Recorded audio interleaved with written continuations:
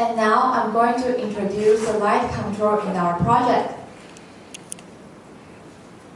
Okay, and at first, what is light control? And here is an easy example to let you understand.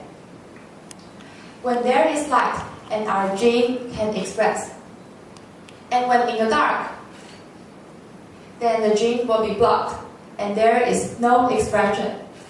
And this is so-called a light control. In our project, we're expecting to utilize light as our control factor to control the gene's expression or shutdown. And in our project, the promoter we use called OMSI promoter. Okay, and first of all, to function the expression of the system, it requires the biosynthesis of a protein called PCB. And in vivo, it will convert heme into PCB. And so as we gain PCB, it will bind to a two-component protein which contains the histidine kinase. And this complex is a red light photoreceptor which can absorb red light. So when there's red light and it turns into an inactive form, the illumination will inhibit the phosphorylation to the regulator, and so there is no regulator, and there is no regulation to the regulator and our OMSI promoter. So in this condition, the OMSI promoter is turning off, and our target gene can't express. So as the mechanism, we understand the OMSI promoter is a red light inhibited promoter. So you might guess, when in the dark, then it turns into an active form. It will initiate the phosphorylation to the regulator, and our regulator can control our OMSI promoter positively. And in this condition, our OMSI promoter is turning on. Okay, and now let me sum up what I just said.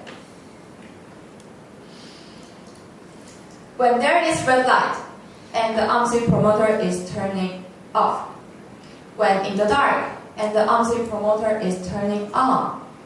However, in our project, we need a promoter which is turning on in the red light and turning off in the dark.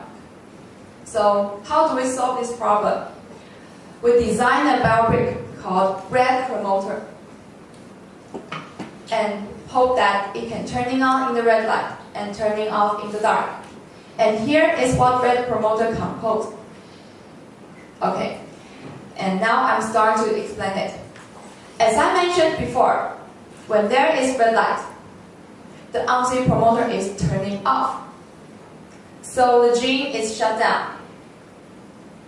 And in this time, the red promoter can function normally.